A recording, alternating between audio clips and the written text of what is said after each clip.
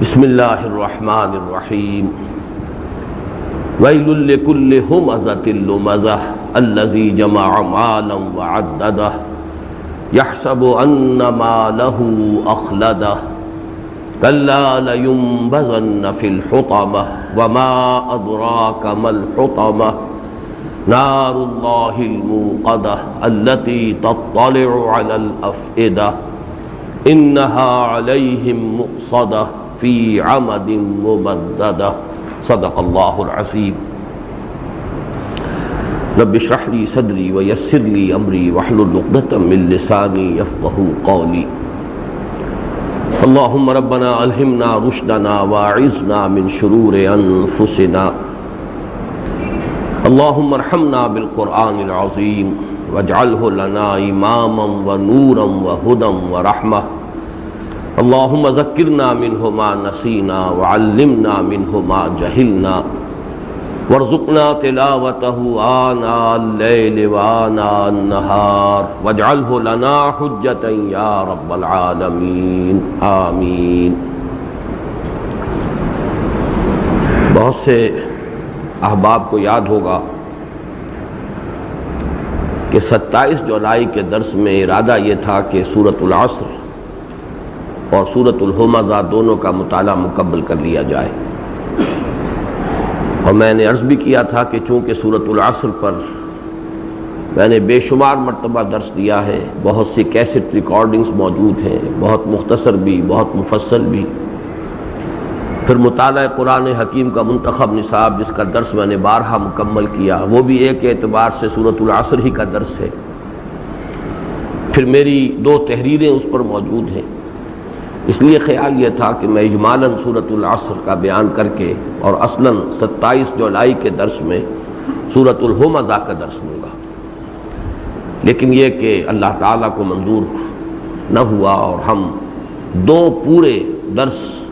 مختص کر چکے ہیں سورۃ العصر کے بیان کے لیے، اور ابھی آج بھی مجھے چند باتیں مزید اس کے بارے میں عرض کرنی ہیں، لیکن آج امید ہے کہ انشاءاللہ ہم سورۃ العصر کا بیان مکمل کر کے پھر سورۃ الہمزہ کا بھی انشاءاللہ مطالعہ مکمل کر لیں گے۔ سورۃ العصر کے بارے میں جو چند باتیں مجھے مزید عرض کرنی ہیں، ان میں سب سے پہلی بات وہ کہ جس پر پچھلی مرتبہ کا بیان ختم ہوا تھا کہ انسان کی نجات کے جن 4 لوازم کا ذکر ہوا ہے سورہ عصر کی آخری آیت میں، الا الذین آمنوا وعملوا الصالحات وتواصوا بالحق وتواصوا بالصبر، یہ چاروں لازم و ملزوم ہیں، بلکہ صحیح بات یہ ہے کہ اگر ایمان لائے تو اس کے یہ سارے نتائج از خود نکلیں گے، جیسے کہ آم کے درخت کی گٹھلی جو ہے، آم کی گٹھلی، اس میں پورا درخت موجود ہے، اگر گٹھلی صحیح ہے اور اسے زمین صحیح مل گئی جس میں کہ آپ نے اس گٹھلی کو دبایا ہے تو اس سے وہ 2 پتے نکلیں گے، پھر اس کے بعد وہی بڑھ کر ایک تناور درخت بنے گا، اسی میں پھر آم کا جو پھل ہے وہ لگے گا۔ تو ہم کہہ سکتے ہیں کہ اس گٹھلی میں پورا درخت موجود ہے۔ اسی طرح محض ایمان میں بھی یہ سب کچھ موجود ہے، یہ ایمان ہی کے مضمرات ہیں کہ جن کو کھول دیا گیا ہے۔ عام طور پر صرف ایک لفظ کے حوالے سے کھولا جاتا ہے عمل صالح، لیکن یہاں اس کو مزید کھول دیا گیا، عمل ہی کے 2 اور پہلو ہیں، حق کا اعلان، حق کی تبلیغ، حق کی وصیت، پھر صبر، خود بھی کرنا دوسروں کو بھی اس کی تلقین کرنا، جیسے کہ حضرت لقمان کی نصیحت میں جو انہوں نے اپنے بیٹے کو کی، بہت ہی پیاری آیت ہے، یا بنی اقم الصلاۃ وامر بالمعروف وانھ عن المنکر واصبر علی ما اصابک، اے میرے بچے نماز کو قائم رکھیو، نیکی کا حکم دیتا رہیو، بدی سے روکتا رہیو، اور پھر صبر کیجو اس پر جو تجھ پر آئے، اس لیے کہ یہ تواصی بالحق اور جو ہے یہ لازماً ایسی صورتحال اس سے پیدا ہوگی کہ جس میں انسان کے استقامت اور عزم اور حوصلے کا امتحان ہو جائے گا۔ اب اس میں جو مزید بات عرض کرنی ہے، جو کچھ اجمالاً پچھلی مرتبہ کر چکا ہوں، کہ یہ چاروں چیزیں اگر بڑھتی ہیں تو ان میں ایک توازن مطلوب ہے، ایمان کی مقدار اگر بڑھے گی اسی درجے میں عمل صالح کے اندر بھی اور نکھار آنا چاہیے۔ اسی درجے میں نہی عن المنکر امر بالمعروف اس کے اندر بھی ترقی ہونی چاہیے، اسی درجے میں ثابت قدمی، اسی درجے میں صبر و مصابرت اس میں بھی اضافہ ہونا چاہیے۔ گویا کہ جیسے ہم گراف بنایا کرتے ہیں تو اس کی بیس لائن پر اگر آپ ایمان، اس کا لازمی نتیجہ عمل صالح، اس کا لازمی نتیجہ تواصی بالحق، اس کا لازمی نتیجہ تواصی بالصبر، اب آپ ورٹیکل جو اس کا آرم ہے اس پر دیکھیے کہ ایمان اگر بڑھا تو اسی درجے میں عمل صالح بڑھنا چاہیے، اسی درجے میں تواصی بالحق، اسی درجے میں تواصی بالصبر۔ تو اس طریقے سے ایک توازن کے ساتھ ترقی ہو تو یہ تو ہے مطلوب۔ اگرچہ اس میں ایک نقطہ ہے کہ جس کو نوٹ کر لیجئے کہ اللہ تعالیٰ نے طباع مختلف بنائی ہیں، جو استاد طبع کا فرق ہے، مزاجوں کا فرق ہے، اس کا تو کسی حد تک لحاظ رکھنا پڑے گا۔ بعض لوگ ہوتے ہیں کہ جن میں غور و فکر کا مادہ زیادہ ہوتا ہے، دروں بین لوگ، انٹروورٹس لوگ، وہ اپنے من میں ڈوب کر پا جا سراغ زندگی، غور و فکر کا مادہ، ان کا زیادہ رجحان ہوگا معرفت کی طرف، علم کی طرف، اور یقیناً ایمان میں ان کی ترقی زیادہ ہوگی، اور اتنا زیادہ معاملہ شاید عمل میں نظر نہ آئے، ہوگا عمل صالح بھی ہوگا، تواصی بالحق بھی ہوگا، تواصی بالصبر بھی ہوگا، لیکن قدر کمی کے ساتھ، اس لیے کہ ان کے مزاج کی افتادگی ہے۔ اس کے برعکس کچھ لوگ ہوتے فعال قسم کے لوگ، ایکسٹروورٹس، بھاگ دوڑ کرنے والے، ملنے جلنے والے، گفتگو کرنے والے، یہ جو لوگ چاق و چوبند ہوتے ہیں، ان کے اندر ہم دیکھیں گے کہ عمل کا پہلو بھی زیادہ ہوگا، تواصی بالحق میں بھی آگے نکلیں گے، تواصی بالصبر بھی ہوگا، شاید وہ معرفت کی گہرائیاں، وہ علم کی اور جو رفتیں ہیں ان سے ان کو اتنی زیادہ مناسبت نہ ہو۔ اس پہلو سے کسی درجے میں کچھ کمی بیشی وہ تو قابل لحاظ ہوگی، اور وہ انسان کی جو اللہ تعالیٰ نے مزاجوں کے اندر فرق رکھا ہے انسانوں کے، اور ان کے افتاد طبع میں جو فرق رکھا ہے، جو فطری ہے، اس کو اس حد تک تو انسان کو سمجھنا چاہیے کہ وہ ایک نارمل فینومینن ہے۔ لیکن اگر کوئی گراس امبیلنس ہے، بہت ہی نمایاں قسم کا عدم توازن ہے، کہ فرض کیجئے ایمان اور اپنی ذاتی نیکی جو ہے وہ تو آسمان سے باتیں کر رہی ہے، لیکن حمیت و غیرت حق کا نام و نشان نہیں، اس پر انسان کا خون بھی نہیں کھول رہا کہ ماحول میں کیا ہو رہا ہے۔ اپنی نیکی، اپنی عبادت، اپنی ریاضتیں، اپنا تزکیہ نفس، اس میں تو بہت ہی انسان جو ہے مبالغے تک جا رہا ہے، اس میں شدت ہے، لیکن ماحول میں کیا ہو رہا ہے اس سے کوئی غرض ہی نہیں۔ یہ ایک انتہائی گراس امبیلنس ہے۔ چنانچہ اس کی جو مثال ہے وہ میں چاہتا ہوں کہ جو حدیث نبوی میں آئی ہے، بہت ہی پیاری مثال، اور میں سمجھتا ہوں کہ اس سے زیادہ نمایاں بات ہو نہیں سکتی، اور یہ نبی اکرم صلی اللہ علیہ وسلم کا فرمان ہے، جو کہ افصح العرب ہیں، جن کو اللہ تعالیٰ نے جوامع الکلم سے نوازا ہے۔ حضور فرماتے ہیں کہ اوحى اللہ عز وجل الی جبرائیل علیہ الصلاۃ والسلام ان اقلب مدینہ کذا و کذا باہلھا۔ یہ حدیث بھی میں نے اپنے کتابچے کے آخر میں دی ہوئی ہے۔ حضور فرماتے ہیں کہ اللہ تعالیٰ نے وحی کی حکم دیا حضرت جبرائیل کو کہ فلاں فلاں بستیوں کو اس کے رہنے والوں سمیت الٹ دو، یعنی یہ کہ عذاب استیصال کا حکم ہوا ہے، جیسے قوم لوط کی بستیاں الٹ دی گئیں، یا اور دنیا میں دوسری بستیوں پر اس قسم کے عذاب آئے ہیں، الٹ دو۔ قال فقال، حضور نے ارشاد فرمایا کہ اس پر حضرت جبرائیل علیہ السلام نے بارگاہ خداوندی میں عرض کیا، ان فیہا عبدک فلانا لم یعصک طرفۃ عین، پروردگار میں فلاں بستی کو الٹ دو، اس میں تو تیرا فلاں بندہ بھی ہے جس نے کبھی آنکھ کے ادھر سے ادھر ہو جانے جتنی دیر بھی معصیت میں بسر نہیں کی۔ طرفۃ عین نگاہ کا ادھر سے ادھر ہو جانا، ہمارے محاورے میں اس کے لیے لفظ ہوگا پلک جھپکنا، پلک جھپکنے جتنی دیر بھی اس نے معصیت میں بسر نہیں کی۔ اب آپ کسی شخص کی ذاتی نیکی کا تصور کیجئے، اس کی ذاتی نیکی، اس کا زہد، اس کا تقوی کس درجے کا ہے کہ حضرت جبرائیل علیہ السلام گواہی دے رہے ہیں، بارگاہ خداوندی میں گواہی دے رہے ہیں، وہاں مبالغے کا بھی کوئی امکان نہیں، جھوٹ تو خیر بہت دور کی بات ہے، جو بات ہے صحیح ہے، قال صوابا، اللہ کی جناب میں تو کوئی بھی غلط بات کہنے کی ضرورت ہی نہیں کرے گا۔ تو اللہ کی جناب میں حضرت جبرائیل کی گواہی ہے، لم یعصک طرفۃ عین، وہ تو اتنا نیک عابد اور زاہد بندہ ہے کہ اس نے پلک جھپکنے جتنی دیر بھی گناہ میں بسر نہیں کی۔ قال فقال، حضور نے ارشاد فرمایا کہ اس پر اللہ تعالیٰ نے فرمایا اقلبھا علیہ وعلیہم، الٹ دو اس بستی کو، اس پر بھی اور ان سب پر بھی، بلکہ اس کو یوں بیان کیا جائے تو غلط نہ ہوگا کہ پہلے اس پر پھر دوسروں پر، یہ زیادہ بڑا مجرم ہے۔ کیوں؟ فَإِنَّ وَجْهَهُ لَمْ يَتَمَعَّرْ فِيَّ سَاعَةً قَطْ، اس لیے کہ اس شخص کا چہرہ کبھی تمتمایا نہیں میری حمیت کی وجہ سے، یعنی اس کے خون نے کبھی جوش نہیں مارا، اس کا خون کھولا نہیں۔ جیسے کہ آپ کو معلوم ہے کہ اگر کوئی آپ کو ماں کی گالی دے جائے، ظاہر بات ہے کہ کمزور سے کمزور انسان بھی اسے برداشت نہیں کرتا، بہت ہی کمزور ہوگا، کچھ نہ کر سکے گا، تب بھی وہ غصے میں کانپے گا، اپنے ہی آپ میں کانپے گا، اس کے چہرے کا رنگ بدل جائے گا۔ کم سے کم اتنی حمیت و غیرت تو ہو۔ اگر یہ جو حمیت اور غیرت ہے اللہ کے لیے، اس کے دین کے لیے اگر نہیں ہے تو اس کا مطلب ہے یہ زیادہ بڑا مجرم ہے، وہ تو غافل ہے، ان کی تو ہماری طرف توجہ ہی نہیں، وہ تو پڑے ہوئے ہیں جہاں جس وادی کے اندر بھی وہ منہ مار رہے ہیں، لیکن یہ اتنا نیک، اتنا عابد، اتنا زاہد، اتنا ہم سے لو لگانے والا، ہماری عبادت کے اندر اتنی جان کھپانے والا، اور اس کی بے حمیتی اور بے غیرتی کا اگر یہ عالم ہے تو یہ زیادہ بڑا مجرم ہے دوسروں سے۔ اقلبھا علیہ وعلیہ، اب یہ ہے وہ گراس امبیلنس جسے میں کہہ رہا ہوں، انتہائی نمایاں عدم توازن۔ ایمان، ظاہر بات ہے ایمان ہے تبھی وہ ذاتی طور پر نیک ہے، اپنا تقوی اور اپنی عبادت اور ریاضت اور زہد جو ہے وہ بغیر ایمان کے تو نہیں ہے، لیکن بات وہاں رک گئی۔ وَتَوَاصَوْا بِالْحَقِّ وَتَوَاصَوْا بِالصَّبْرِ، اس کی طرف پیش قدمی نہیں ہوئی۔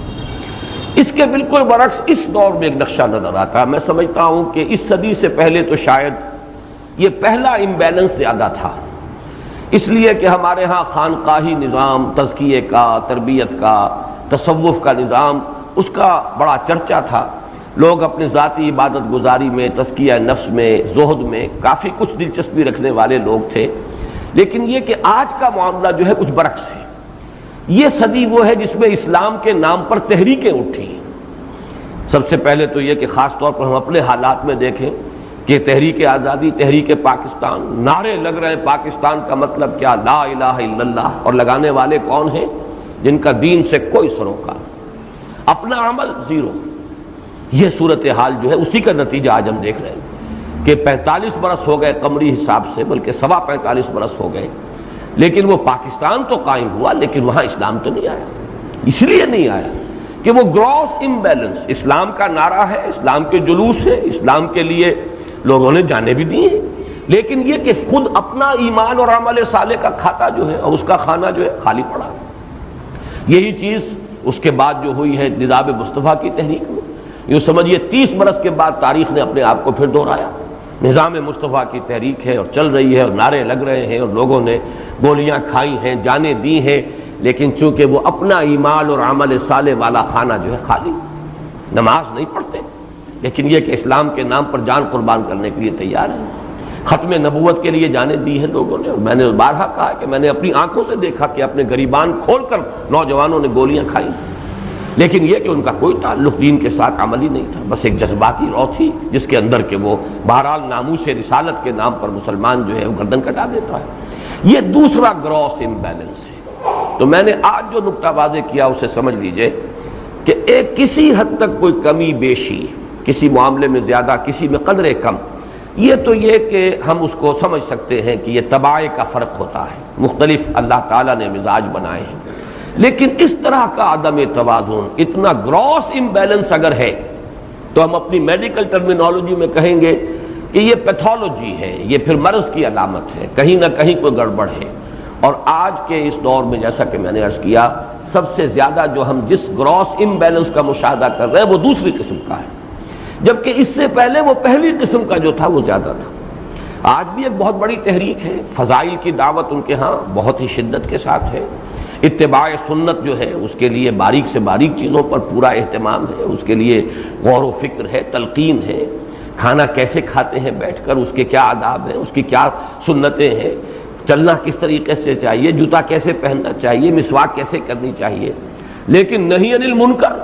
خون کا کھولنا، یہ دیکھ کر کہ کیا ہو رہا ہے ماحول میں، معلوم ہوتا ہے کہ یہ دروازہ انہوں نے اپنے اوپر بند کیا ہوا ہے۔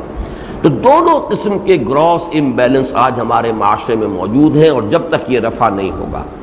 کسی درجے میں فرق و تفاوت میں نے جیسا کہ آج عرض کیا وہ ہے، کہ وہ سمجھ میں آنے والی بات ہے، قابل فہم ہے، لیکن اس درجے فرق و تفاوت اور عدم توازن جو ہے وہ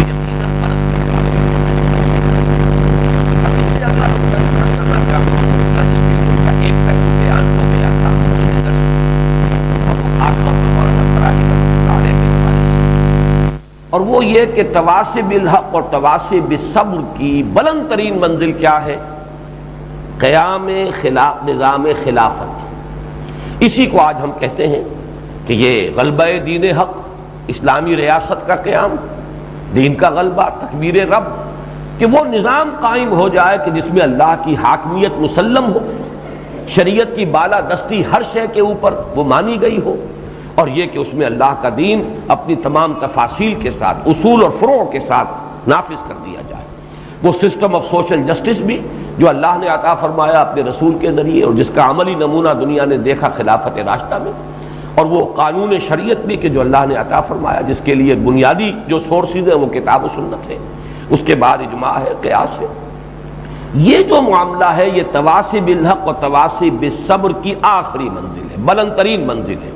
اور اس کی صحیح نشاندہی کی ہے مولانا فراہی نے، حالانکہ بات بڑی دور کی لگتی ہے کہ سورۃ العصر کی تفسیر میں وہ باقاعدہ ایک فصل کا عنوان بناتے ہیں کہ اس سورہ مبارکہ سے ثابت ہوتا ہے کہ خلافت کا نظام قائم کرنا مسلمانوں پر واجب ہے،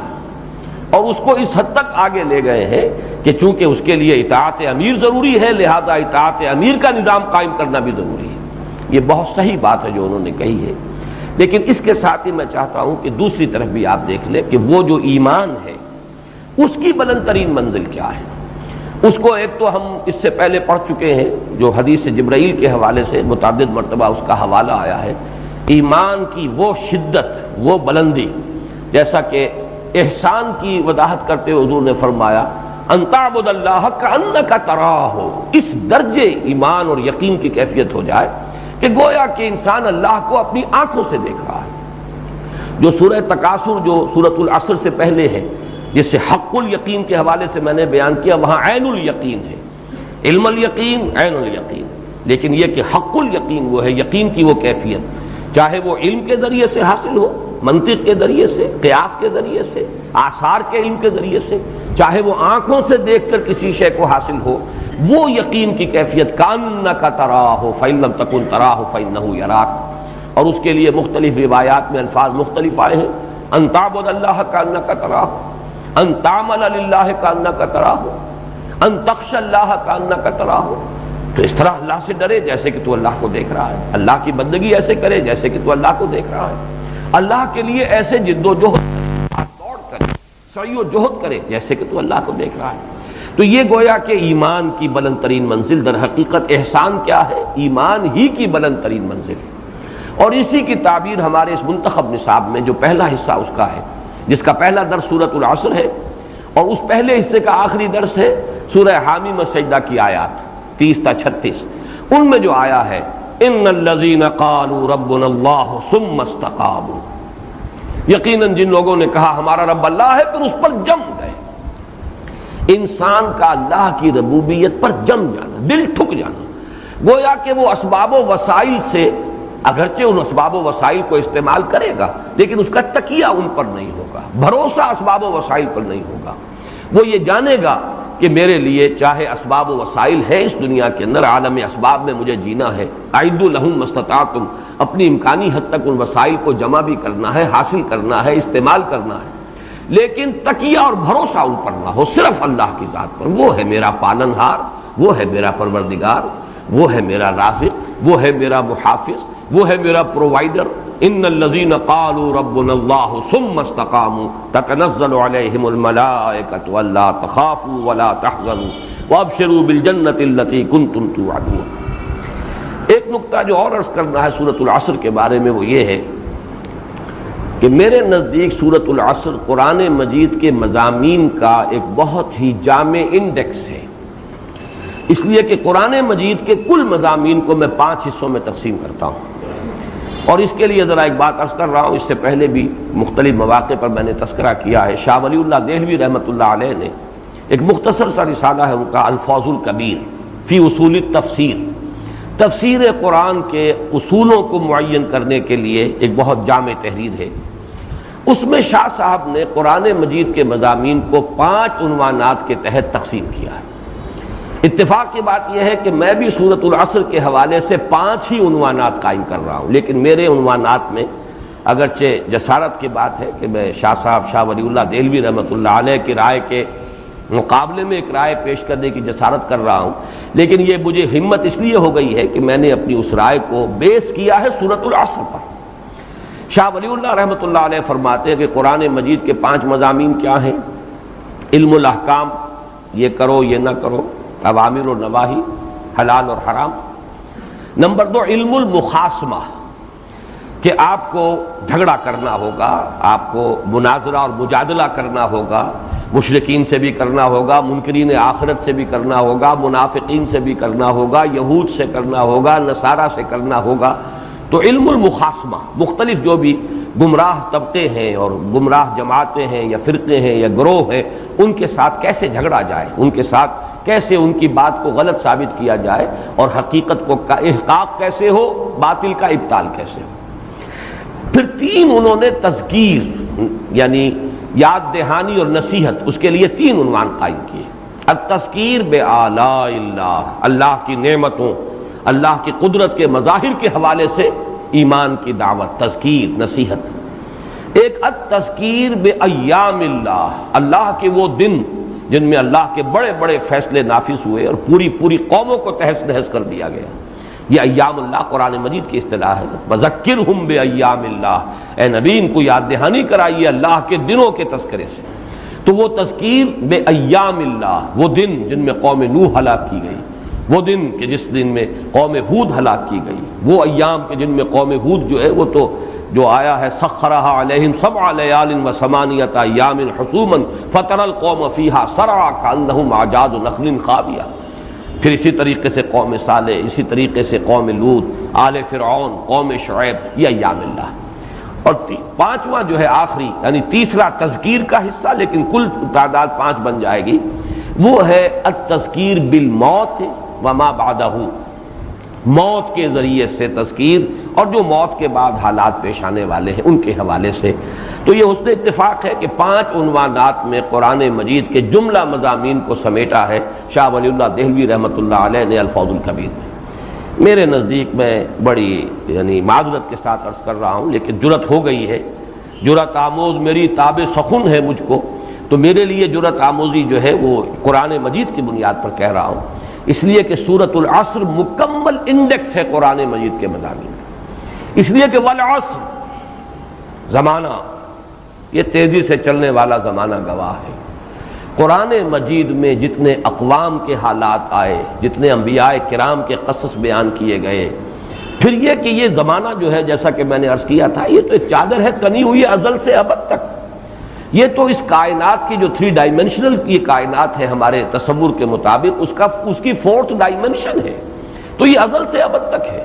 جو کچھ ہوا ہے، جو بھی حضرت آدم اور ابلیس کا معاملہ، وہ بھی اس زمانے نے دیکھا ہے، زمانہ اس کا چشمدید گواہ ہے۔ اگر قوم نوح کو ہلاک ہوتے دیکھا ہے اور قوم ہود کو ہلاک ہوتے دیکھا ہے اور قوم صالح کو ہلاک ہوتے دیکھا ہے، تو جو کچھ اس وقت ہوا ہے، جو مکالمہ اللہ کے اور فرشتوں کے مابین ہوا ہے، وَإِذْ قَالَ رَبُّكَ لِلْمَلَائِكَةِ إِنِّي جَاعِلٌ فِي الْأَرْضِ خَلِيفَةً، یہ سب کچھ بھی تو آخر زمانہ جو ہے اس کا چشمدید گواہ ہے، عینی شاہد ہے۔ پھر یہ کہ یہی زمانہ تو ہے جو آخرت کے تک یہ چادر تنی ہوئی ہے، جنت اور دوزخ میں جو کچھ ہونا ہے وہ بھی اس زمانے میں ہونا ہے۔ یہ زمانہ اس کا گویا کہ عینی شاہد ہے۔ می نگریم و می رویم، ہم چل رہے ہیں اور دیکھ رہے ہیں۔ یہ جو ستاروں کے بارے میں کہا علامہ اقبال نے، می نگریم و می رویم، ہم چلتے رہتے ہیں اور دیکھتے رہتے ہیں کیا ہو رہا ہے دنیا میں، تو یہ زمانہ تو در حقیقت چلتا ہے اور سب کچھ دیکھ رہا ہے۔ تو یہ تمام مضامین والعصر میں موجود ہیں۔ اس کے بعد 4 ہی مضمون رہ گئے، یا ایمان کی بحث ہے، نفین بھی اس باتن بھی،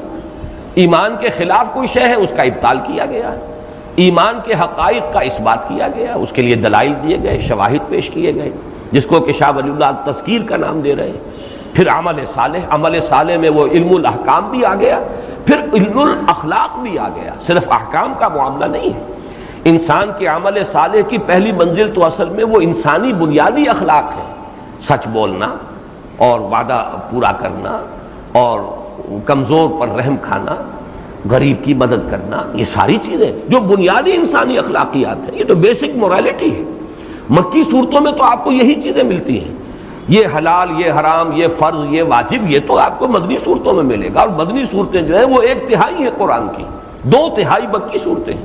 ان میں تو یا ایمان کے مضامین ہیں اور یا اخلاق، اور یوں سمجھیے کہ جو عام انسانی اخلاق ہے، جنرل ہیومن مورالٹی۔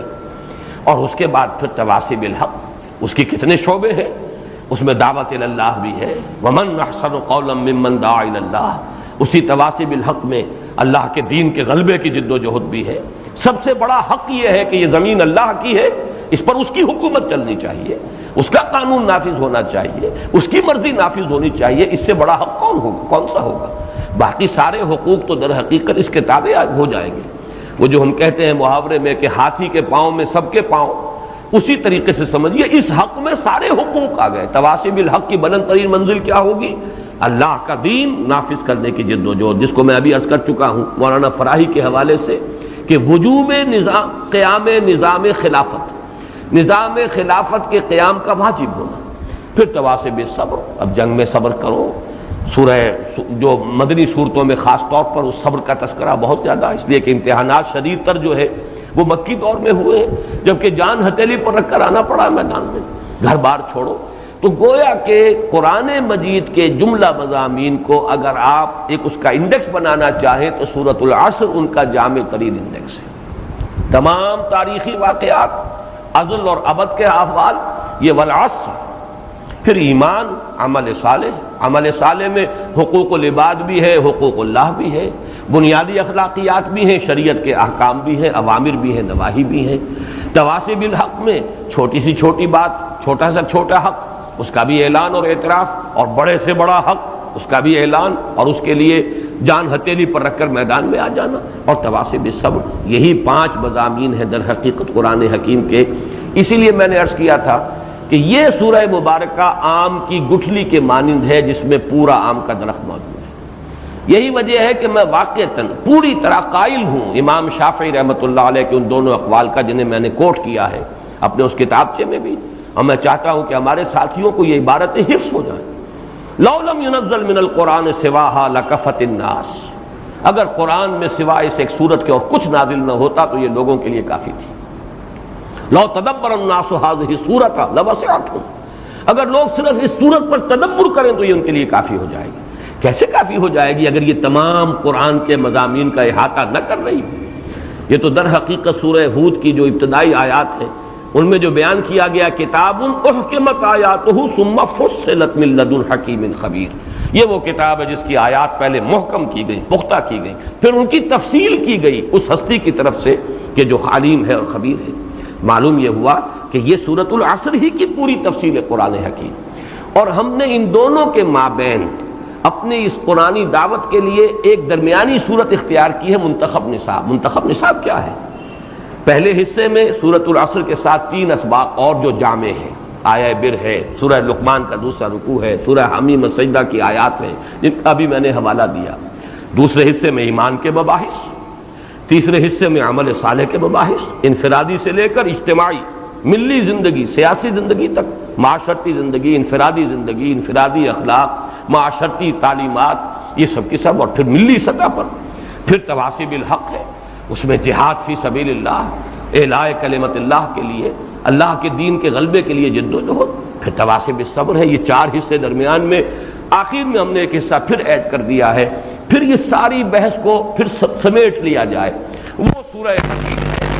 واقعہ یہ ہے کہ جامع ترین سورت بنتی ہے قرآن حکیم کی، خاص طور پر مسلمانوں سے، امت مسلمہ سے خطاب ہوتا ہے۔ تو یہ در حقیقت وہی سورۃ العصر کی ایک اس کی تفصیل، یہ منتخب نصاب ہے، اسی کی مزید تفصیل، اس لیے کہ وہ تقریباً 2 سوا 2 پارے بنیں گے، اس کے بعد اسی کو آپ اور پھیلائیے تو الحمدللہ کہ وہ پورے قرآن مجید کے مضامین کا اس میں احاطہ ہو جاتا ہے۔ اب آخری بات سورہ ہمزہ شروع کرنے سے قبل یہ ہے کہ سورۃ العصر اور سورۃ الہمزہ کا جو ربط ہے اس کو سمجھ لیجئے۔ ویسے مجھے اختتام پر انشاءاللہ یہ جو 6 سورتیں ہم نے پڑھی ہیں جن میں انذار کا رنگ بہت گہرا ہے، اور ان پر انذار کا مضمون قرآن حکیم میں ختم ہو رہا ہے، میں یہ ابھی بعد میں عرض کروں گا اختتام پر. اس وقت صرف یہ کہ سورۃ العصر اور سورۃ الہمزہ ان کے مابین ربط کیا ہے. سورۃ العصر کو اگر انسان اس میں بتائے ہوئے راستے کو اختیار نہیں کرتا تو کیا ہوگا؟ ایک راستہ ہے ایمان، عمل صالح، تواصی بالحق، تواصی بالصبر. اگر انسان اس راستے پر نہیں چلتا تو لا محالہ اس کے دو نتیجے نکلیں گے. دنیا میں اخلاقی پستی، دنات، کم ظرفی، ہر اعتبار سے اخلاقی طور پر انسان کا پستی میں مبتلا ہو جانا، اور ایک ہی شے رہ جائے گی پھر اس کی بھاگ دوڑ کا اصل ہدف کیا ہوگا؟ دولت جمع کرنا. آخر انسان میں اللہ نے توانائیاں رکھی ہیں، قوتیں رکھی ہیں. کوئی اگر بلند تر نصب العین سامنے نہیں ہے، کوئی اعلیٰ نصب العین نہیں، کوئی ہائر آئیڈیل نہیں، کوئی آدرش نہیں، تو کیا ہوگا؟ پھر تو انسان کی ساری توانائیاں، ساری صلاحیتیں، ساری قوتیں، ساری بھاگ دوڑ کس پر ہوگی؟ پیسہ کماؤ اور جمع کرو. یہ ہے نتیجہ جو انسان کا اس دنیا میں نکلے گا اگر اس راستے کو اختیار نہیں کر رہا. الا الذین آمنوا وعملوا الصالحات وتواصوا بالحق وتواصوا بالصبر. ذہین انسان ہے، اس کی ذہانت صرف ہوگی زیادہ سے زیادہ کمانے میں اور جمع کرنے میں اور جوڑنے میں. محنتی انسان ہے، اس کی محنت صرف ہوگی اسی کام کے لیے. پھر یہ کہ اس میں انسان اخلاقی اعتبار سے تمام اصولوں کو پامال کر جائے گا، اس کی اخلاقی دنات جو ہے وہ انتہا کو پہنچ جائے گی. دو ہی راستے ہیں، یا وہ راستہ اختیار کرو، ورنہ یہ کہ اسفل سافلین کے اندر تو تم ہو ہی، اسی میں پڑے رہو گے. لقد خلقنا الانسان فی احسن تقویم ثم رددناہ اسفل سافلین. گویا کہ اسفل سافلین کی جامع ترین تعبیر ہے ان دو آیات میں ویل لکل ہمزۃ لمزہ الذی جمع مالا وعددہ یحسب ان مالہ اخلدہ. یہ تین آیات اصل میں اسفل سافلین کی وضاحت پر مشتمل ہے. آخرت میں کیا ہوگا؟ کلا لینبذن فی الحطمہ وما ادراک ما الحطمہ. یہ دوسرا اس کا اخروی انجام ہے. تو گویا کہ سورۃ العصر اور اس سورت کے مابین ربط یہ ہے کہ یا چنا کن یا چنی، یا تو ادھر چلو ایمان، عمل صالح، تواصی بالحق، تواصی بالصبر، ورنہ تمہارے لیے ایک ہی راستہ ہے اخلاقی دنات اور پستی، مال کی محبت اور اسی کے لیے اپنی توانائیاں اور صلاحیتوں کو کھپا دینا، اور آخرت میں اس حطمہ میں جھونک دیا جانا جس کی کہ شان بیان ہوئی ہے نار اللہ الموقدۃ التی تطلع علی الافئدہ. اب اس کے بعد آئیے ہم سورہ ہمزہ کا مطالعہ شروع کرتے ہیں. ویل لکل ہمزۃ لمزہ. ویل کا لفظ پہلے بھی آیا ہے اور ایک سورہ مبارکہ بھی اس لفظ سے پہلے شروع ہوئی ہے آخری پارے ہی میں. ویل للمطففین الذین اذا اکتالوا علی الناس یستوفون وَإِذَا قَالُوهُمْ أَوْ وَزَنُوهُمْ يُخْسِرُونَ. اور یہ نوٹ کر لیجئے کہ مشابہت یہ ہے کہ وہاں بھی انسان کی ایک اخلاقی پستی جو ہے اسی کا ذکر ہے. یہ ڈنڈی مارنا حقیر سی ہے. آخر کوئی شخص تول رہا ہے سیر بھر ڈنڈی مارے گا، کتنا اس کے اندر 2 تولے 4 تولے کا نقصان کر دے گا، اتنا ہی ہے نا. لیکن اس 2 تولے 3 تولے 4 تولے میں اس نے اپنا ایمان بیچ دیا. اس سے زیادہ دنات کوئی ہوگی؟ اگر ناپ رہا ہے 1 سیر دودھ اس کو دینا تھا، 1 سیر نہیں دیا، 15 چھٹانک دے دیا، 15.5 دے دیا. یہ آدھی چھٹانک یا 1 چھٹانک میں اس نے اپنا ایمان بیچ دیا، ثابت کر دیا کہ اس کے اندر ایمان نہیں ہے، یقین نہیں ہے. اسے اس بات کا یقین نہیں کہ کوئی دیکھنے والی آنکھ دیکھ رہی ہے، اسے اس بات کا یقین نہیں کہ کہیں جا کر جواب دہی کرنی ہے. وَيْلٌ لِّلْمُطَفِّفِينَ الَّذِينَ إِذَا اكْتَالُوا عَلَى النَّاسِ يَسْتَوْفُونَ وَإِذَا كَالُوهُمْ أَوْ وَزَنُوهُمْ يُخْسِرُونَ أَلَا يَظُنُّ أُولَٰئِكَ أَنَّهُمْ مَبْعُوثُونَ لِيَوْمٍ عَظِيمٍ يَوْمَ يَقُومُ النَّاسُ لِرَبِّ الْعَالَمِينَ. وہی انداز یہاں ہے وَيْلٌ لِّكُلِّ ہُمَزَةٍ لُمَزَةٍ.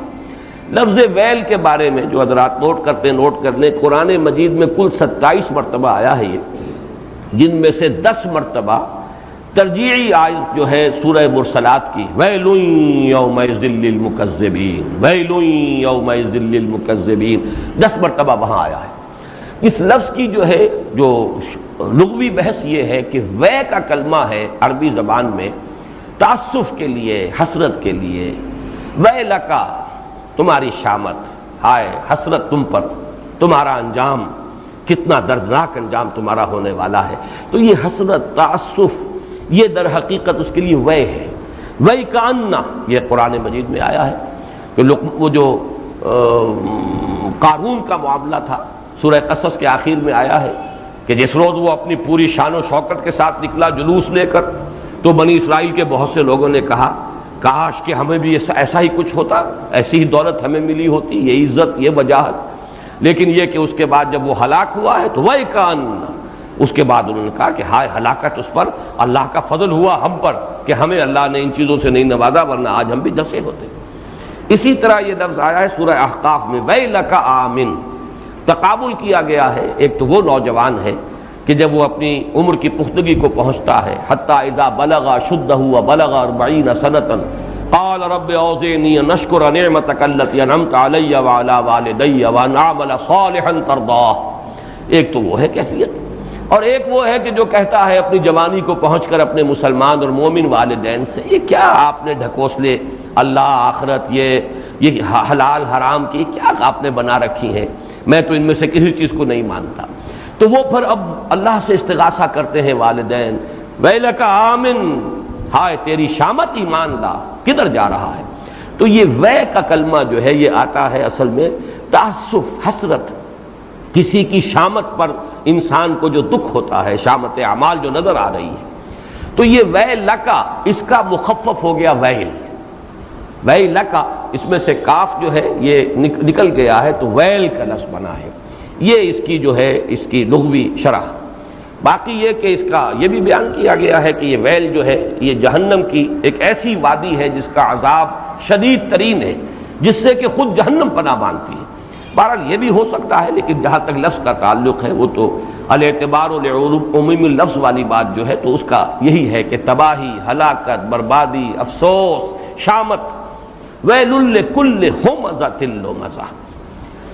ہلاکت ہے، بربادی ہے، تباہی ہے ہر ہومزہ اور لومزہ کے لیے۔ پہلے تو یہ نوٹ کیجئے کہ ہومزہ، لومزہ اور اگلا ایک اور لفظ آ رہا ہے حطمہ، یہ ایک ہی وزن پر ہے فعلہ۔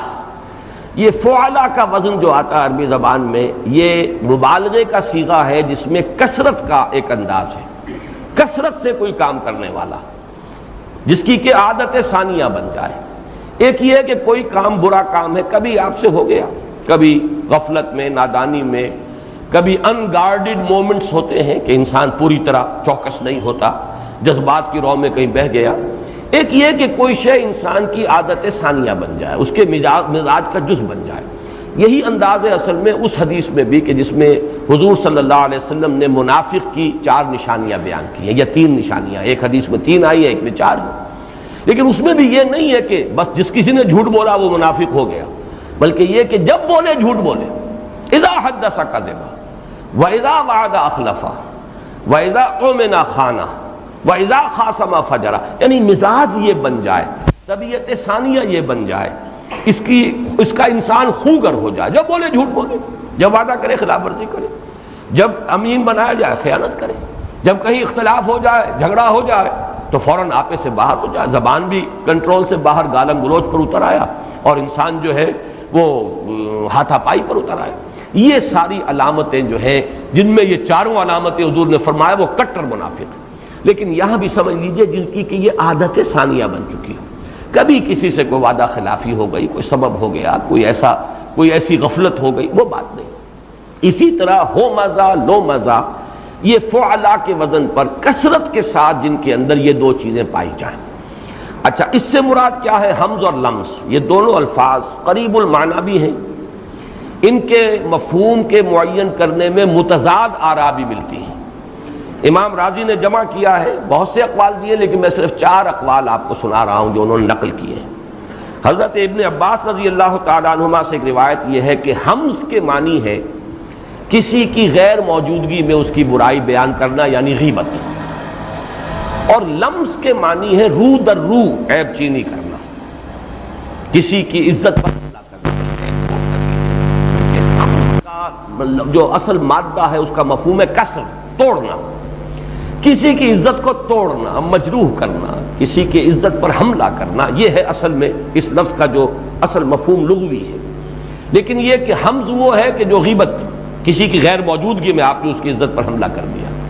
اور لمز یہ کہ روح در روح، آنکھوں میں آنکھیں ڈال کر آپ نے اس کی کوئی عیب چینی کی ہے، یا کوئی حرف گیری کی ہے، یا اس کی کہیں جو ہے کسی طرح سے ایسی بات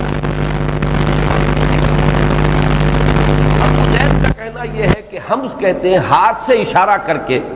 اور کسی جبکہ لمز ہے زبان سے علانیہ طور پر کسی کی برائی بیان کرنا۔ ابو العالیہ کا قول نقل کیا امام راضی نے